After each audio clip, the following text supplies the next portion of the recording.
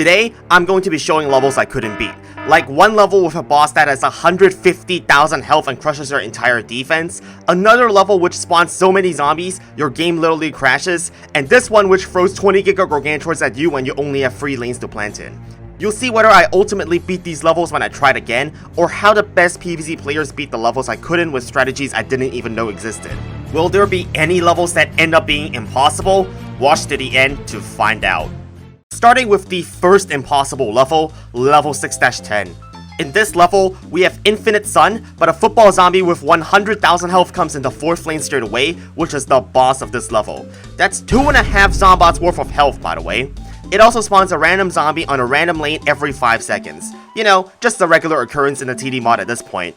We have no lawnmowers, no gob cannon, no wintermelon, no imitator, no preparation time, every zombie in the game, all of that, and the level has 6 flags as well. I didn't think this was even close to possible. A strategy where you can counter every zombie in the game, do 100,000 damage, and survive for 6 flags without using gob cannons? That just sounds preposterous without saves coming. This is what I said about the level about a year ago. I'd say this level is just bad game design because literally nobody is going to beat this level legitimately in perpetuity. But what if I told you someone actually beat this level without cheating at all? Of the many incredible runs submitted for this video, we're starting with the most impressive one, submitted by LOSD. Their strategy for this level, you're telling me the strategy survives for 6 flags. Now, to kill the boss, they simply blocked it with a walnut and then repeatedly planted gold magnets to pile on damage on the boss. And yes, this unsightly number of pauses every other frame looks nuts, but this optimization to minimize the time wasted on moving the mouse cursor around is actually necessary to survive the random zombie spawns while also killing the boss before the first flag with just instant kill plants. I gotta say, killing the boss that quickly is extremely impressive already. Now, since there weren't that many zombies early, it was pretty easy to survive just using instant kills, but I'm sure you're wondering how this can somehow survive all 6 flags of the level. Without Imitator Doomshroom, you need to find damage from somewhere else to fill the gap when regular Doomshroom is on cooldown. And the way LOSD did this was pretty groundbreaking, because the trick was as simple as just saving Doomshroom and Cherry Bomb for dancing zombies. It may seem strange to Cherry Bomb like free dancing zombies and ignore the Gargantuars, but here's why that works. If you look at the zombie lineup of this level, the basics, Coneheads, and Conehead Pea-Shooter zombies all die for free if you just spam Blover infinitely. Meanwhile, Cannibal Zombies and Gargantuars cannot damage hypnotized zombies at all.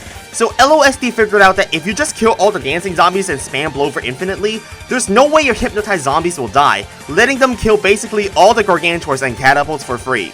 This solution is so smart, and the way that every single action is ultra optimized. Truly impressive. The entire run took an entire hour, so there's no way I can talk about every detail that was needed for the win, but still.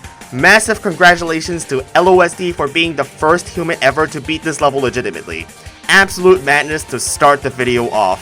But that's just the first of 9 different adventure levels we skip. Up next, we have level 7-5, and this level's main gimmick is that a Dolphin Rider spawns in every lane, every wave after the halfway mark. I honestly thought this level was such there was not even a chance that this was possible once again. Because how on earth are you supposed to stop the Golden Dolphin Riders from just destroying everything if like 10 of them spawn every wave? That's just one wave of Dolphin Riders, and they destroyed almost our entire defense, and there's still an entire flag of this madness remaining. And since Dolphin Riders that are already traveling are immune to all damage except Tangle Kelp, and you can't use Tangle Kelps outside of the pool, countering Golden Dolphin Riders on the ground lane seems certainly impossible. I mean, surely you gotta pull out the save scumming card to beat this level. But what if I told you that this extreme level was also beaten without any cheats? Nguyen Long devised this specific strategy, with Doomshroom and Tangle Kelp as the only instant plants. The first thing they did was plant a whole load of sunflowers and ice shrooms early, which will be necessary since the World 7 gimmick they chose was the sun draining gimmick. And defending these waves of Dolphin Riders might sound unbelievable, but the strategy is to pause a lot and plant a lot. Optimizing the cooldown on every plant is so important, they even had to use Gravebusters to proc the Dolphin Rider jump, and even that still wasn't enough. This is why Blover is in the loadout, slowing down Dolphin Riders so more plants can be placed to proc the Dolphin Rider jumps as soon as possible. And all of that just to defend the first wave of Dolphin Riders. Oh boy. I edited the pauses out just to see whether this level is possible without pausing or not, but you need to place like 5 plants in 2.5 seconds with 1 second of thinking time. Now that is certainly beyond human, I think. This pausing madness continues for the entire remainder of the level, and even with these crazy little optimizations on every single action, they still had to spend all but one of the pre-planted ice shrooms to get to the second flag without losing any chompers. And now what? How on earth did they even defend for a whole extra flag with only 2 ice shrooms? Well, believing in RNGesus is how. By spamming chump blockers in the front and hoping that not too many golden dolphin riders spawn, the hope is to stall for long enough that lawnmowers will save the day at the end. It's a classic way to finish off a level, and it makes the level incredibly luck-based. But thus far, there hasn't been a strategy devised for this level that can beat it without sacrificing lawnmowers. Still, congratulations to New and Long for coming up with a viable solution for this level while also having the skill and luck to beat it. It's crazy how people manage to find solutions to these seemingly impossible levels, but just wait until you see how Unsodded can be beaten later in this video. But now it's the time for the most difficult level yet, level 7-8. In this level, you suffer from a hallucination. You can't see how much sun you have, you can't see your plants half the time, and you can't even see where the zombies are properly. Now, I absolutely hate levels that obstruct your view, especially since it makes commentating on the level extremely hard. That was the main reason I skipped this level originally, but turns out this level's combination of zombies also makes it one of the hardest levels, so much so that only one person has beaten it without cheating. That person is Max Star, who has this absurd loadout that doesn't even use lily pad. The early game is fairly standard, but notably, they filled the entire water lane up with tangle kelps. This strategy makes a lot of sense since the gimmick makes it hard to see where the dolphin riders are, but tangle kelps kill anything that comes close, so it's more reliable than planting a lily pad when you don't know where the dolphin riders are. But this means they'll have to use instant kills just to kill basic zombies to save the tangle kelps for the dolphins. But the most amusing thing I thought about this run was that they chose the Dark Stormy Night gimmick as the World 7 gimmick for this level. So in addition to the hallucination, they also can't see the game half the time. Awesome viewing experience for everyone here, of course. But it was chosen because you can cheese the screen flashes by pausing the game. Of course, it's another level that requires you to abuse the pause screen to win. Maybe I'm seeing a certain pattern here. Pausing is necessary to beat most of these unbeaten levels, and nevertheless, it required a great deal of careful economy management to minimize spending to defend the jack-in-the-box zombies to beat this level. All of which you can't even see because 90% of the time the screen is blocked and I'm not editing out 1000 pauses. If you want to check any of these runs in full, they're linked in the description, but congratulations to Maxstar for being the only person to have beaten this level legitimately. However, allow me now to show the one and only level 7-10. I'm sure you remember this guy. The final boss of World 7 has 150,000 health, which is almost as much as 4 zombots combined. Frequently switching lanes, it makes gravestones across the entire lawn and also smashes anything placed in front of it. And on top of that, this level somehow has 10 flags, which I didn't even know could fit in the progress bar. To make matters worse, the boss also periodically summons huge waves of bungee zombies, and don't forget that this is World 7, so there are enraged bungee zombies that could spawn and destroy the entire defense in an instant. And if all the bungee zombies didn't already destroy your entire defense, then the boss will do its charge ability like a PvZ2 Zomboss and kill literally everything. It tramples all 5 lanes at once and you can't even stop it from killing everything. So if that happens, you just straight up lose. That's not even the end of the story, since it also has another ability that tells us we need to use an explosive plant. And if you don't have any, then the boss will just heal up 6,000 HP as if 150,000 wasn't enough already. And there's still more, as the boss can also summon jack-in-the-box zombies that have the health of a Gargantuar at will, which almost always forces you to spend a lawnmower for each one that spawns. And if the enraged bungee zombies somehow don't kill you immediately, the boss will activate its final ability, sealing your fate by transforming the lawn into the Zen Garden or somewhere else. So you can't even plant anything without flower pots for the remainder of the level if you don't kill the boss fast enough. Throughout my career, I've called many levels impossible, but surely, this one takes the cake, right? Well, it has remained unbeaten in the newest version of the mod. However, it is possible on a previous version with GXTAS, where TAS stands for Tool Assisted Superplay. GXTAS is an external program that enables save states, RNG manipulation, and frame-by-frame inputs in the game. So disclaimer, this is only a theoretical solution for the level and not a real run. This task run was done by WaftPBZ. Their strategy was to use choppers as their main DPS, along with Spikeweed to add more passive damage to the boss. Notice that every Gravebuster is planted with frame-perfect timing using tasks, and that's still not fast enough to get rid of all the graves that the boss spawns. They also use every squash on the boss as well as ice shrooms to stall the regular spawns to get even more damage onto the boss using choppers and doom shrooms for obvious reasons. The amount of RNG manipulation tactics used was so advanced that I don't even fully understand it after rewatching this several times. But everything they did allowed them to kill the boss before it could even change the lawn, so that is the first part of the level done. And now the laborious part, having to beat all 10 flags of the level. Apparently, the entire level took 40 hours to complete. My best guess as to why is that they had to keep doing origin manipulation to stay alive. I'm not even sure how one has that much patience to play one level of Plants vs Zombies, but they did show that this level was in fact theoretically possible to beat in the previous version of the mod. So thank you very much to WaftPBZ for showing us this absurd run. And that is going to be it for level 7-10.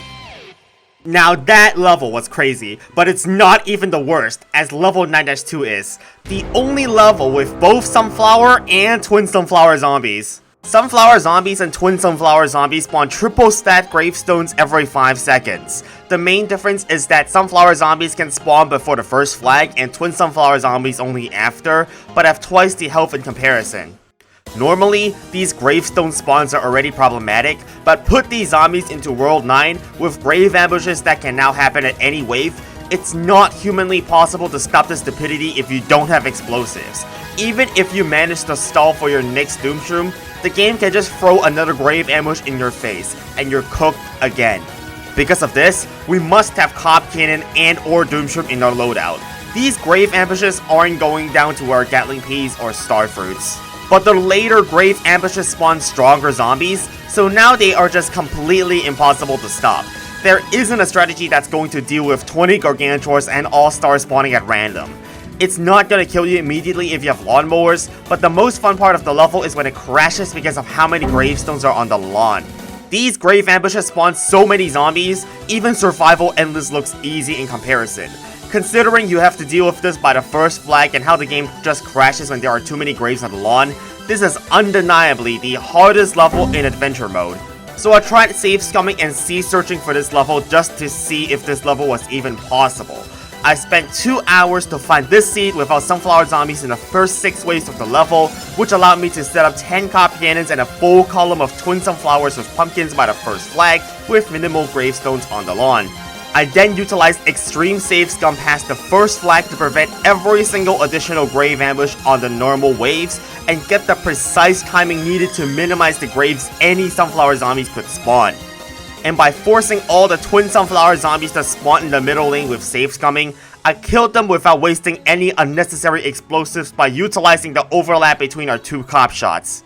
Every wave took like 40 attempts, since timing the cop shots to land before the Sunflower Zombie spawned too many graves while also killing everything in the wave required almost frame-perfect timing. At this precision level, the chances of doing this in a real game all in one go exceeds dream levels of luck. But even with everything rigged to favor us, being able to kill everything with frame-perfect timing with no waste, this was still not good enough. After the second flag, there were so many graves stacked on the lawn, making a new save made the game crash. Even with dream luck, I couldn't beat the level. Well, this level is actually still beatable with tasks. WaftPBZ discovered this loadout with double Ice Shroom and Squash, meaning no Imitator Cob Cannon, which may seem strange at first, but the Ice Shrooms are here to freeze the Sunflower Zombies and stop them from spawning graves before we take them out. And yes, they're using Squash as just another Ice Shroom since you can guarantee the freeze if you have RNG manipulation. By having free Ice Shrooms in the loadout, they managed to reach the first flag without any gravestones on the lawn. But none of that requires using tasks, so why has the human not beaten this? Well, it's specifically to guarantee that any Sunflower Zombies are stunned by a butter when Ice Shroom is on cooldown. And even with the perfect RNG on every Kernel Pole and Squash, it was still impossible to avoid every gravestone, as there were not enough cop shots without Imitator Cob Cannon to insta-kill every wave at this point. And even with the frame-perfect Gravebusters, there's no hope of clearing out these graves. But with the help of tasks providing perfect RNG and frame-perfect timings on everything, it's good enough to get past the second flag without the game crashing. And at this point, the RNG manipulation that was needed gets even worse, as now you also have to worry about the natural grave spawns and manipulating their positions to make sure the cop cannons don't die to Zambata DPs. And then in the later waves, you also have to manipulate the lanes the pea shooters come in to keep the cop cannons safe. And ultimately, with a lot of patience, WAF PvZ was able to get to the final wave. It lagged like crazy by this point because of how much stuff there was on the lawn, and by a miracle, the game didn't crash. And according to them, this entire run took over 10 hours to complete. But it's insane that this level is even provable to be theoretically possible. But I don't think anyone is going to beat this legitimately anytime soon. Now you've witnessed the wrath of sunflower zombies, prepare yourselves because the next 4 levels I'm about to show all have them. The first of these levels is level 9-4. And the problems in this level make it arguably even worse than 9-2, since killing the waves as fast as possible using Doomshroom now has the side effect of triggering the next wave with the 50% rule. And if Blover is recharging, then balloon zombies fly past the entire lawn in 5 seconds and you lose. Well, this is gonna be fun. And I'd like to know how come the fastest zombies in the game just so happen to show up alongside the sunflower zombies that can only be countered by cop cannons. Very balanced game design, I think. This level is simply impossible if save scumming isn't used, but despite what happened in 9-2, I gave it my best shot, since the chances of the game crashing should be lower without twin sunflower zombies and the level being a few waves shorter. I actually managed to save scum to the final wave using this imitator Doomshroom loadout, so you may wonder why I didn't end up beating it. Well, by the time the final grave ambush would spawn, the game would always lag out and crash. Yeah, I wasn't so keen on sitting there and waiting until the game didn't crash on one of the reloads, so I just gave up here. But since I didn't beat this level, I'll show you how someone else did with save scumming. Unlike me, G-Man6 used imitator cop cannons, which I'll say straight up, their strategy is pretty unrealistic because it involves shooting the cop shots before the zombies even spawn to kill them fast enough. Every wave must be save scum to ensure everything spawns in the correct lanes for this strategy to work out. But because they had more cop cannons, they were able to kill more sunflower zombies faster in the earlier waves, so they wouldn't crash on the final wave instead. Well done to G-Man6 for having more patience than I did by utilizing save scumming to its fullest potential when I went for the convenient Doomshroom strategy. But I think doing it without save scumming is probably out of the question, considering you have to know where the zombies spawn to beat this. But knowing where the zombies spawn won't even help in the next level, 9-6, which combines the threat of Giga Gargantuars with sunflower zombies. Even worse, there's a special gimmick in this level. No spawning limitations for special zombies, meaning anything can spawn as early as possible. That means that Giga Gargantuars spawn as early as the 4th wave. You gotta be kidding me. It's undeniably the dumbest adventure level. Only cop cannon strategies can deal with multiple Giga Gargantuars this early on in the level.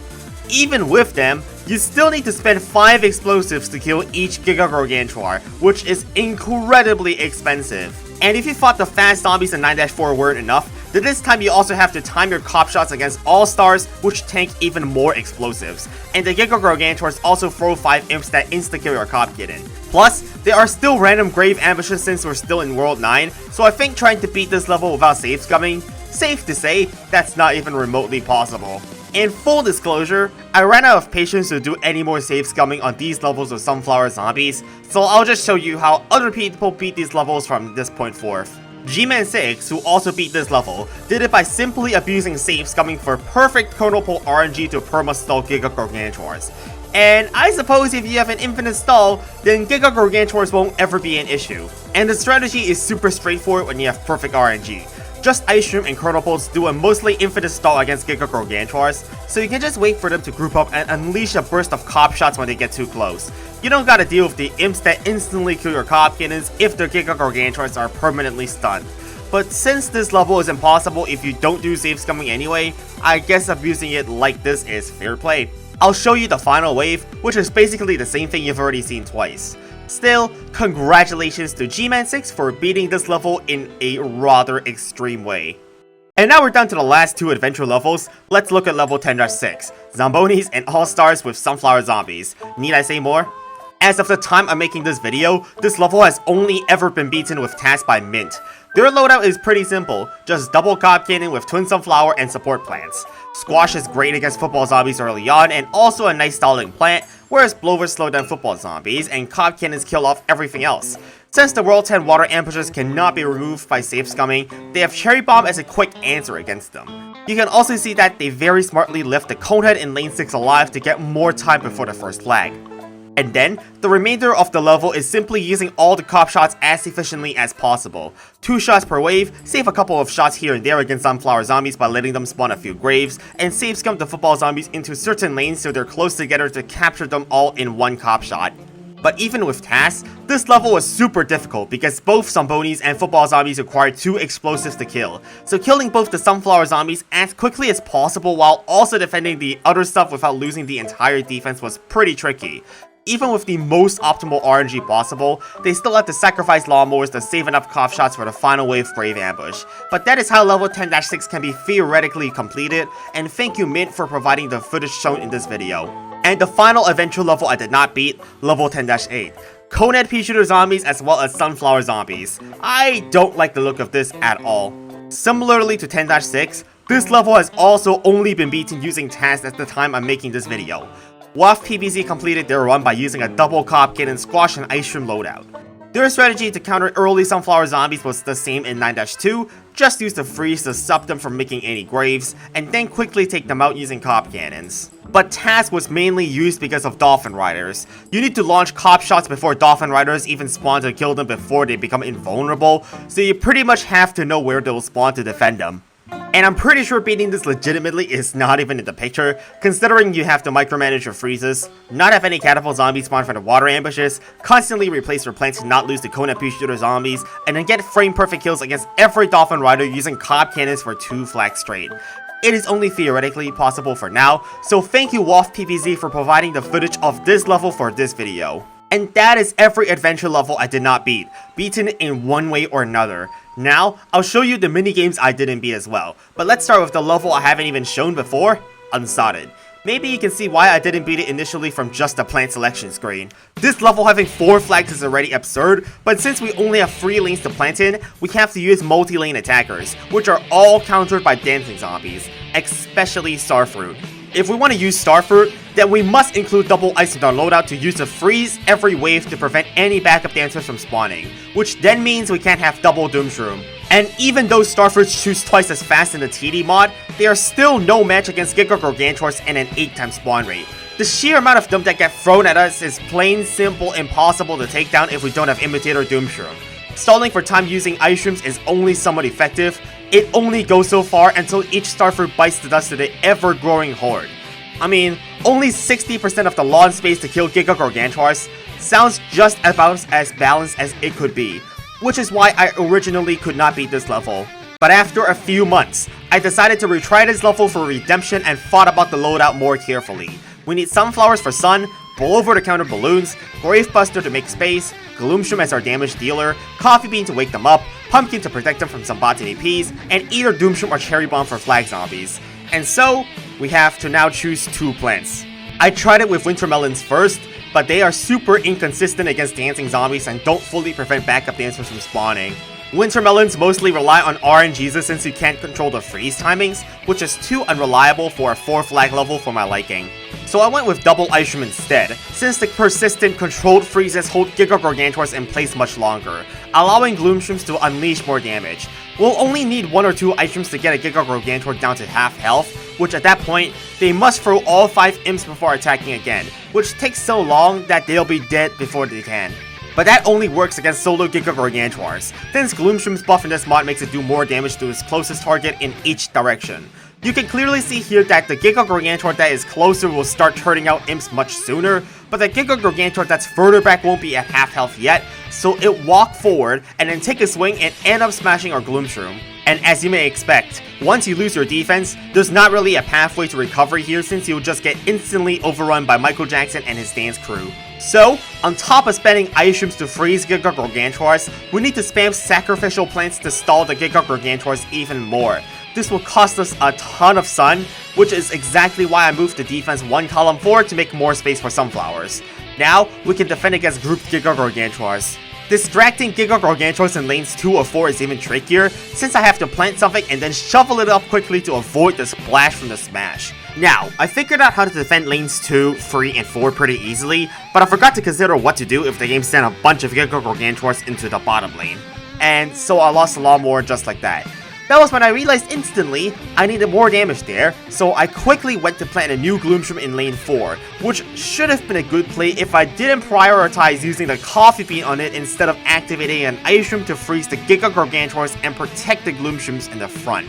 That one mistake, losing one Gloomshroom, cost me the entire game, as the Giga Gargantuars smashed their way through lane 4 and go on to kill half my defense. And by the time I was able to clear out the remaining Giga Gargantuars in lane 4, it was already impossible to salvage this, as I'm not going to have time to replant those Gloomshrooms if I'm losing more to other zombies already.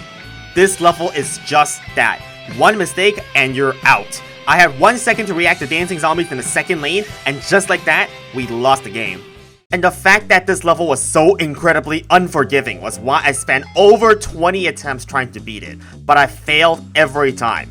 But after many hours of practice, I hereby present to you how I managed to beat Unsodded. This was by far the hardest skill-based level in the entire game, and get ready to watch some sweaty gameplay because this level is a lot to take in. I had to use Ice Room every wave after the first wave to maximize the stalling in the early game. This was to maximize our sun production and recharge our plants as much as possible. I even started strategically placing sunflowers on the 8th column to further increase our sun income when we can. And your boy has to be absolutely locked in to gain profits from these risky sunflower placements, as there are only a few seconds to dig up those sunflowers when dancing zombies come in. And remember, the sunflowers just has to generate 1 sun to break even, so we didn't really lose anything from that. But I was so focused on the dancing zombies, I completely missed that a buckethead zombie in the bottom lane didn't die to our Gloomshrooms. By the time I noticed it, I couldn't save the lawnmower anymore. But I had to remain vigilant. I locked back in, got a perfectly timed Ice Room against this dancing zombie, keeping an extra sunflower alive, and then started setting up Gloomshrooms in the back. After much trial and error, I've already thought out where I'm going to place every future pumpkin and Gloomshroom, and I'll only have pumpkins on these 3 tiles here to make sure that the Gloomshrooms there don't die to Gargantuar imps. I've also started stacking Ice Rooms for the future waves, as we need as many of them as possible. On the first flag, you'll see how I plant a Blover and instantly dig it up just in case there's dancing zombies, and I instantly kill the flag zombie with a cherry bomb. I've even thought this out beforehand. This is why I plant Blover on the second lane to minimize the distance between where I planted and the shovel to dig it up as fast as possible. It may not have mattered there, but there's only a margin of a few frames when the dancing zombie does spawn in the lane where the Blover is. So better safe than sorry, just dig up the Blover every time. And yes, I continued stalling every wave by using Ice Rooms to keep the zombies away from the Gloomshrooms. It may seem ridiculous to continue stalling now that I have 10,000 sun and all the Gloomshrooms I need already, but there's still always a small chance that dancing zombies just end up trampling them out of bad luck, so I need to continue min-maxing here. That is about all for the early game, and now we step into the mid-game as the first Giga Gargantuars start coming in. I already told you guys that we need to plant sacrificial plants to stop them from smashing our Gloomshrooms, but what I didn't consider was that the middle lane Gloomshroom was actually delayed because I had to replant it, so the Gargantuar was actually close enough after throwing all its imps to smash the Gloomshroom, which was a massive mistake. But I continued pulling through, as thankfully, all that stalling that I did allowed me to rebuy a Gloomshroom almost immediately, getting me back on track right away, proving once again how important it is to maximize value from Ice Rooms. So I continued defending perfectly for the next 10 waves or so. With all those pre-planted Ice Rooms, it seemed almost impossible for us to lose, and I was doing everything correctly, keeping the Giga Gargantuars in check with sacrificial plants and all, keeping the Micro Jacksons at bay and whatnot. But all it took was one mistake for everything to go downhill. I forgot to dig up a sacrificial sunflower in lane 2 and lost my Gloomshroom in lane 3. This was detrimental, and it forced me to spend a cherry bomb to defend the Giga Gargantuars in lane 4 when it was originally unnecessary. And with the butterfly effect, that cherry bomb there delayed my next cherry bomb that I needed against the next batch of Giga Gargantuars, which was horrible timing as the next flag was coming.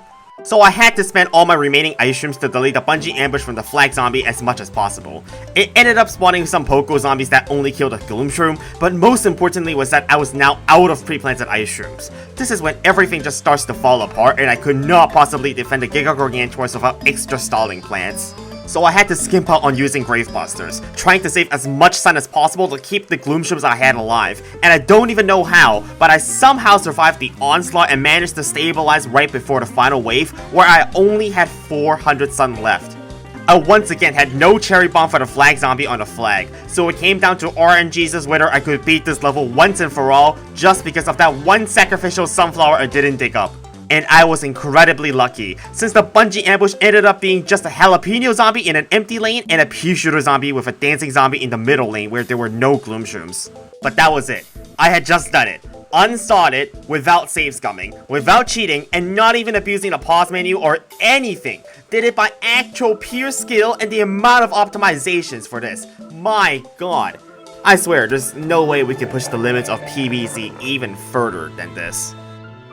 I'm still surprised I even beat Unsodded, but in its rating seeds, the reason why I couldn't beat this level had nothing to do with skill.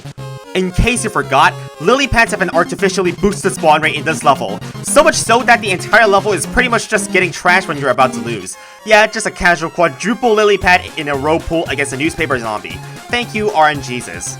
And the level has bungee zombies, but you can't get umbrella leaf from the rain, so in the later waves, the bungee zombies steal plants faster than you can get new stuff from the rain to replenish your defense. Trying to beat this level legitimately might as well be trying to beat the house at a casino where the odds are completely stacked against you. This is truly a level that's impossible without RNG manipulation. But precisely because this level is luck-based, I could just use save scumming to beat it, which is exactly what I did. Now, I thought the level was possible with just some soft save scumming, using only one checkpoint save on the third flag, then do the level legit between the third and final wave. But as you can tell from the amount of fails I'm showing you right now, that was pretty much impossible because we would always die to newspaper zombies. So, left with no choice, here I present you the extreme skill of save scumming every plant from the rain for infinite Doomshrooms. I didn't say it was going to be skillful gameplay, did I?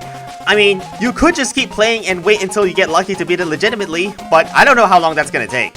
And I don't have infinite time to sit here and play Plants vs Zombies, so that's gonna be how I beat the level personally. But if you think you can do it, be my guest. But I'm good, and I'm just gonna take my win here, and that's its rating seats beaten. Now we're down to the last two minigames. I thought that Zombie Nimble Zombie Quick was definitely impossible. This level now plays at 5 times the normal speed, so literally every fast zombie is undefendable. This is not sped up in post at all, and that all-star did run past the entire lawn in 1 second, and we died before even knowing what was going on. And if I only have half a second of reaction time, I can't possibly make the best plays or even move my mouse fast enough to plant new plants onto the lawn. I haven't even fully processed what was on the screen and I'm already dead to the next wave. I gave up pretty fast as I didn't think this level was even remotely possible for a human being. So when I saw that Delirium submitted a run for this level, I thought they must have cheated. But you can pretty obviously say they just used pause buffering to cheese the 5 times game speed, which allowed them to stop the all-star charges and therefore use Gloomshroom to beat the level. Plus, they chose a strategy great for a level where you want to minimize the micro interactions you need to make.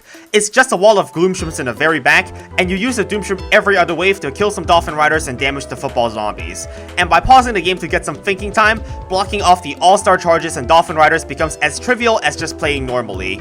And in case you were wondering how they dealt with Gargantuars, early explosives take quick work off half the health and force all the imps to be thrown into the Gloomshroom. Then, by just slowing them down with Blover, it buys enough time just to cycle back to another explosive to kill the Gargantuar's remaining health. They did it with Cherry Bomb here, but obviously, if there's more Gargantuars, you just use Doomshroom. Yeah, once they figured out how to cheese the level by using pauses to keep the All-Stars and Dolphin Riders at bay, the level is pretty much solved. Everything else in the level just gets slowed down enough by Blover that you have more than enough in-game time to cycle Doomshrooms repeatedly. But Delirium actually had a slight choke near the end of the level here. Doomshroom was fully recharged when the new wave was coming, but they accidentally didn't select the coffee bean while unpausing the game, which made the Doomshroom go off just a tad bit too late and not kill any of the Dolphin Riders. That slightly too late Doomshroom ended up costing 4 lawnmowers, but they were really lucky that was already the wave before the final wave, so there was extra time for stalling. Had that happened on any other previous wave, they would have gotten cooked immediately by the next wave, but I suppose a win is a win, and congratulations to Delirium for beating Zombie Nimble Zombie Quick. And the last level in the TD mod I did not beat was also the last level of the entire game, My Mouse. The main catch of the level is that your mouse cursor teleports to a random spot on your display every now and then, but gets more extreme further in the level.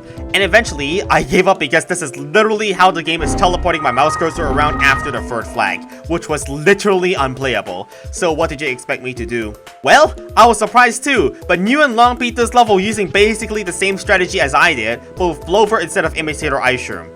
Gloomshrooms easily kill off water ambushes and tall nut zombies, and Garlic protects them from the football zombies while pole vaulters jump to the back to their death. So obviously the level isn't that complicated to begin with.